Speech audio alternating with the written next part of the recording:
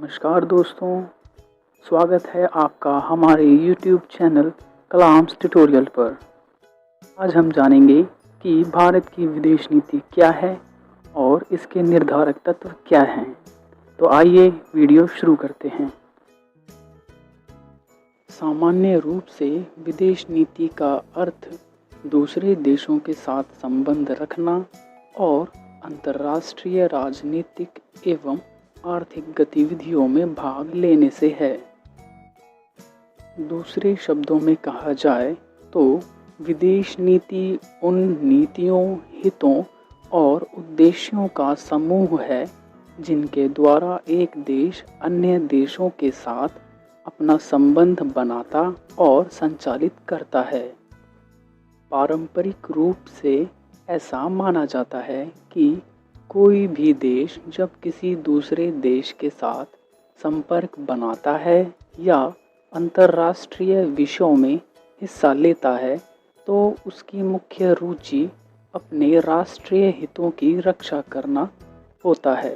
लेकिन केवल राष्ट्रीय हित ही किसी देश की विदेश नीति के प्रतिपादन में एकमात्र निर्धारक नहीं होता। वास्तव में विदेश नीति दो बड़े उद्देश्यों की पूर्ति करता है। पहला, राष्ट्रीय हितों की रक्षा और बढ़ावा। दूसरा, भूमंडलीय विषयों जैसे शांति, विकास, न्याय, उपनिवेशवाद उन्मूलन आदि में सहभागिता। अब तक आपने जाना विदेश नीति के अर्थ के बारे में। अब जानते हैं भारतीय विदेश नीति के निर्धारक तत्व क्या हैं। भारतीय विदेश नीति के निर्धारक तत्व उसे कहा जाता है जो भारत की विदेश नीति को बनाने और बिगाड़ने में महत्वपूर्ण भूमिका निभाते हैं। भारतीय विदेश नीति के निर्धारक कारकों अथवा तत्वों को दो भागों में विभाजित किया जा सकता है। पहला, आंतरिक अथवा घरेलू कारक। दूसरा, बाहरी एवं बाह्य कारक। आंतरिक तत्व। भारत की विदेश नीति निर्धारण करने वाले आंतरिक वातावरण के निर्धारक तत्वों में निम्नलिखित को शामिल किया जाता है: इतिहास एवं संस्कृति, भौगोलिक स्थिति, राष्ट्रीय दर्शन एवं पहचान, आर्थिक विकास और राजनीतिक व्यवस्था। इतिहास एवं संस्कृति। भारत का इतिहास अति प्राचीन ही नहीं बल्कि जटिल भी है। इस इतिहास ने भारत को एक बहुलवादी समाज एवं मूल्य आधारित व्यवस्था भी दी है। कुछ महत्वपूर्ण पारंपरिक मूल्य जिनका भारत की विदेश नीति पर प्रभाव पड़ा वे हैं सहनशीलता, साधन और लक्ष्यों में समरूपता और अहिंसा।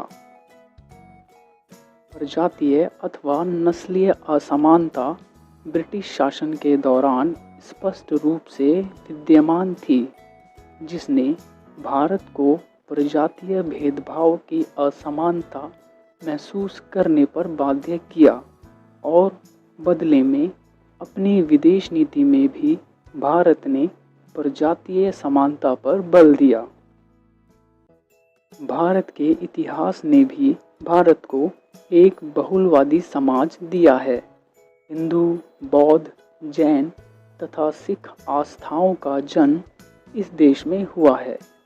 ये सभी धर्म यहाँ सहनशीलता एवं श्रद्धा के वातावरण में फले फूले। भारत के अनेक धार्मिक और प्रजातीय समुदायों का भारत के बाहर के सहधर्मी और सांस्कृतिक समुदायों के प्रति संवेदनशीलता है। इसलिए कुछ महत्वपूर्ण विषयों पर निर्णय लेते समय सरकार इन बातों को अनदेखी नहीं कर सकती। उदाहरण के लिए श्रीलंका में रह रहे तमिल लोगों की बड़ी जनसंख्या के प्रति भारत में रह रहे तमिलों के लगाव की उपेक्षा नहीं की जा सकती। विदेश नीति के ऐसे मामलों में भारत को सावधानी रखनी पड़ती है। भौगोलिक स्थिति। दक्षिण एशिया के मध्य में भारत की अवस्थिति इसे अंतर्राष्ट्रीय समुदाय एवं भारत दोनों के दृष्टिकोण से एक महत्वपूर्ण भू राजनीतिक स्थिति प्रदान करती है। भारत का आकार और इसकी जनसंख्या का भी विशेष महत्व है। दक्षेश यानी दक्षिण एशियाई क्षेत्रीय सहयोग संघ के सभी सदस्य देशों की सीमाएं भारत के साथ किसी न किसी रूप में जुड़ी हुई हैं, जो इन देशों में सबसे बड़ा और विशाल भी है। इसलिए भारत से उन्हें आशाएं हैं और साथ ही उसके वर्चस्व की आकांक्षा भी। ऐसी भौगोलिक स्थिति में होने के कारण भारत एवं पड़ोसी देशों के साथ उसके संबंधों में महान शक्तियों की भी रुचि है। राष्ट्रीय दर्शन एवं पहचान। स्वतंत्रता संग्राम के दौरान उभरे कुछ मूल्य और प्रतिबद्धताएं भारत के राष्ट्रीय दर्शन के अंग बन गए हैं। भारत का स्वतंत्रता संग्राम इस अर्थ में अनूठा था कि एक और यह स्वतंत्रता प्राप्त करने का प्रयास कर रहा था और दूसरी ओर यह अंतर्राष्ट्रीय धाराओं और प्रतिधाराओं के प्रति भी क्रियाशील था। विश्व शांति, उपनिवेशवाद विरोधी संघर्ष, प्रजातिवाद का विरोध, लोकतंत्र के प्रति प्रतिबद्धता, स्वतंत्रता, धर्मनिरपेक्षता और शांतिपूर्ण सह अस्तित्व के प्रति भारत की प्रतिबद्धता कुछ ऐसे मूल्य हैं जो स्वतंत्रता संग्राम के समय में सामने आए। इन मूल्यों को बढ़ावा देना और इनकी सुरक्षा हमारी विदेश नीति का अभिन्न अंग होना ही चाहिए। आर्थिक विकास। भारत के आर्थिक विकास की ऐसी तत्काल आवश्यकता रही है कि नीति निर्धारकों को विकास संबंधी प्रक्रिया को आगे बढ़ाने के लिए विदेश नीति को एक साधन के रूप में प्रयोग करना पड़ा। कम विकसित देशों के आर्थिक विकास पर विदेश नीति का प्रभाव पड़ता है। विदेश नीति से आर्थिक विकास के लिए विदेशी सहायता प्राप्त करने में मदद मिलती है। राजनीतिक व्यवस्था। भारत के संसदीय लोकतंत्र में नीति निर्धारण और सरकारी गतिविधियां उत्तरदायित्वपूर्ण होती हैं।